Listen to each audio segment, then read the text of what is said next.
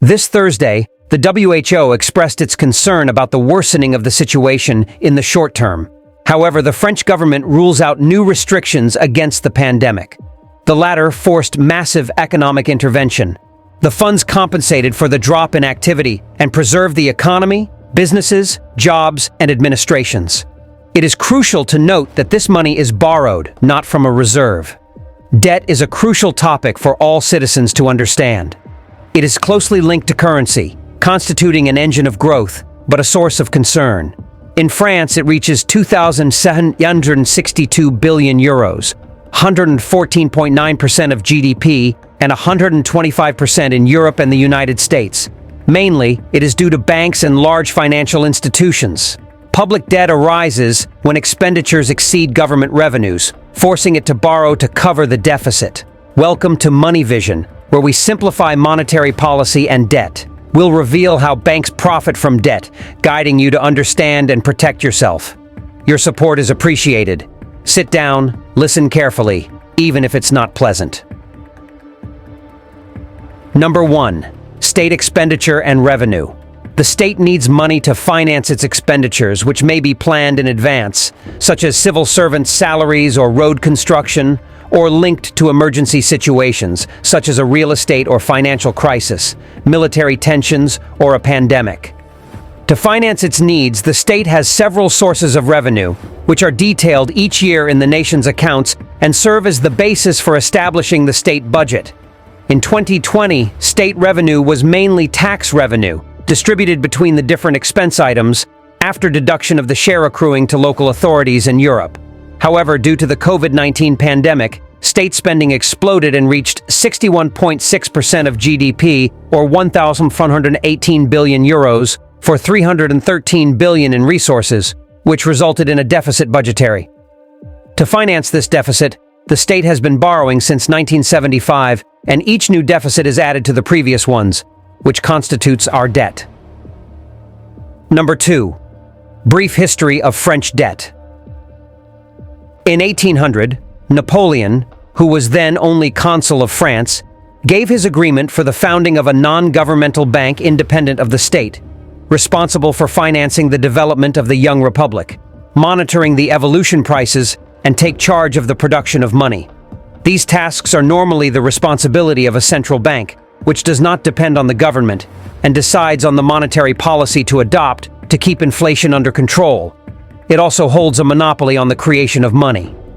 In 1914, during the reconstruction that followed the First World War, the Bank of France was in great demand and printed 10 times more money than there was before the war. This abundance of money mechanically led to a 500% increase in prices over the same period and ruined a small part of the population, mainly made up of bankers and rentiers. Number 3. The creation of money and its impact on prices. The creation of money leads to an increase in prices due to the famous game of supply and demand. When a product or service is in high demand and there isn't enough of it to satisfy everyone, some are willing to pay more to get it, driving up prices.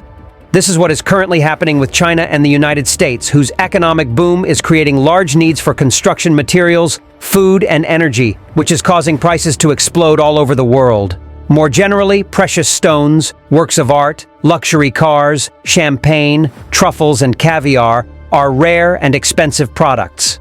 A currency is no exception to this rule.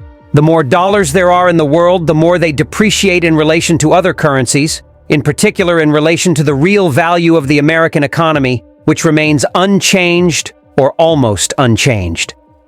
This leads to an increase in prices on American territory and penalizes foreign trade.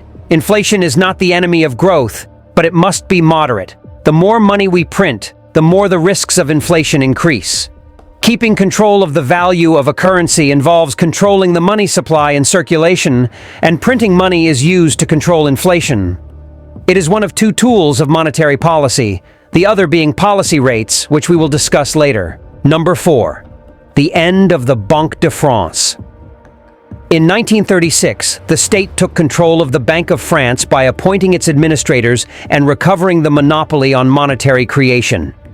After the war, under the monetary governance of the state, The French economy experienced a boom in the public treasury and the Trente Glorieuses, with an average growth of 5% per year for 30 years, supported by massive investment plans, public financed by monetary creation. However, this presence of the state at all levels did not please the liberals, who have not forgotten the effects of the inflation of the 1920s on their wealth. The big bankers and industrialists therefore actively campaigned for the deregulation of financial markets and for central banks to return to their place, content to monitor inflation, and stop lending money to states. For this, in 1972, the statutes of the Bank of France were revised, and the French state was limited in its right to borrow from its own bank, that is to say, to create new money, on the grounds of too high a risk of inflation. He therefore had to turn to private banks. In the 1980s, there was not enough money to build Europe and revive the economy. It was with the creation of the European Central Bank, which brings together all the national banks on the continent, that the Banque de France lost any active role in monetary policy, at the same time as the French state. Number 5. The arrival of private banks. Article 104 of the Maastricht Treaty, which was rejected during the referendum of September 20, 1992, but ratified and became Article 123 of the Lisbon Treaty, clearly provides for the end of sovereign monetary creation. From now on, neither the ECB nor national banks can grant credit to institutions, bodies, or member states of the European Union. The other means for a country to resort to borrowing, namely the acquisition of sovereign debt instruments, in other words, government bonds, is also prohibited to central banks. From now on, member states will turn to private banks to finance budget deficits and emergency measures. Number 6. Eternal money. To lend to its customers, a bank typically borrows from other banks or its central bank, a process called refinancing. The refinancing rate, set by the ECB, serves as the basis for calculating credits in Europe, currently at 0%. A central bank creates money when it lends to a private bank, without drawing on its physical reserves. This currency is created electronically, then redeemed, causing the money supply to fluctuate. However, since Maastricht and Article 123 of the Lisbon Treaty, money no longer disappears, leading to imbalances. This process, called eternal money, is controlled by private banks, providing them with profits. Number 7. Money is a burden. Our knowledge has allowed us to create a world where abundance reigns, and yet crises ruthlessly follow one another and inequalities continue to grow. According to the latest Oxfam report, in 2020, 1% of the world's population owned more than the other 99%, and 62 of the richest people, such as Warren Buffett, Elon Musk, Bernard Arnault, and Bill Gates, owned as much as 3.5 billion human beings. It is not the pandemic that is at the root of so much inequality, but a deeply flawed financial system. She only accelerated the movement. Since the start of the pandemic, private banks have been lending generously to states demanding the means to finance their emergency measures. But central banks also lend to avoid situations that are too tense, without daring to mention the terms of payment default. The ECB has found a legal way to circumvent Article 123 by massively purchasing government bonds on the secondary market. The government bond is the government's other way of borrowing money. Agence France Trésor buys directly from the financial markets by issuing bonds that anyone can buy. This bond provides for an amount, duration, and interest rate.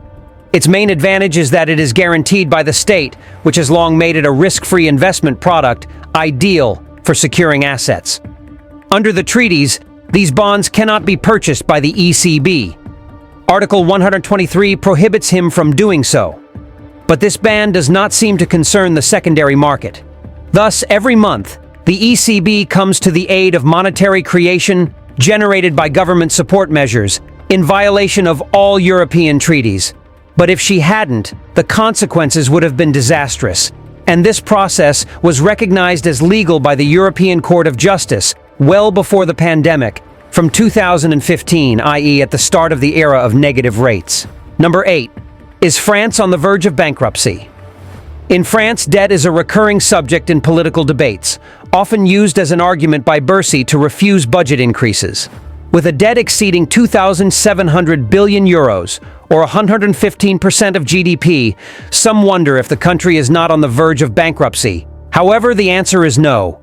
Compared to the resources of the state budget, the debt burden represents only 15.9%, far from the 33% recommended for an individual. In addition, France has a vast heritage and remains a major economic power, well rated by international agencies. Standard & Poor's, for example, confirmed the stability of the French outlook. So the conditions seem favorable for new borrowing. But is it really wise? Number 9. The price of debt. As central banks begin to withdraw economic support measures, the assessment of the crisis is taking shape. Debt exploded during the pandemic, but this trend is not new. In France, public deficits have been accumulating since 1975, accentuated after 2008 with the bailout of the banks. We repay our debts every year, but the annual burden reaches around 40 billion euros, constituting the third largest expenditure item in the state budget. Beyond that, there is another price to pay. Money acts like a drug on politicians, making them dependent on financial markets, deregulated since the 1980s. Financial markets, controlling 99% of the world's wealth, have learned to manipulate money for their exclusive benefit. In this world where money has become a product like any other, equitable distribution has become utopian. The richest get richer because only they have the means to do so. This raises the question of our future in such a world. Number 10. Is there anything we can do? Faced with the extreme financialization of our economies, various solutions are possible. One is to collectively repay or refuse to repay all of our debts, but this would cause the banks to fail and the currency to be destroyed. Many economists believe that the value and role of money are no longer aligned with our real economies. According to them, only a profound reform of monetary systems could restore balance and reduce debt from economies. To generate more income and repay faster, several options exist. Raising taxes is possible but unpopular, especially in high-tax countries like France. Fighting bad payers and tax evasion is another, albeit controversial avenue. The sale of public assets is an alternative, already used with Française des Jeux. A more radical option would be not to repay maturing debts, but this is considered unthinkable by political decision-makers, although Iceland chose it in 2008. Faced with a multiple crisis, the country refused to save its banks, causing a financial earthquake. After defaulting on all foreign debts, Iceland experienced a rapid recovery, returning to its pre-crisis growth level in just 5 years. Economic indicators are positive, and Icelanders have become the happiest again according to the World Database of Happiness. Conclusion. Debt is not always negative, but its use can be problematic. When it is used for infrastructure or development projects, it is legitimate. However, concentrated among the rich through investments, it fuels bubbles and widens inequalities. The health crisis has accentuated these effects by leading to inflation, shortages, and a growing gap between securities and economic reality. Central banks are considering a gradual exit from support measures, but a rate hike could trigger a major crisis given high public and private debt.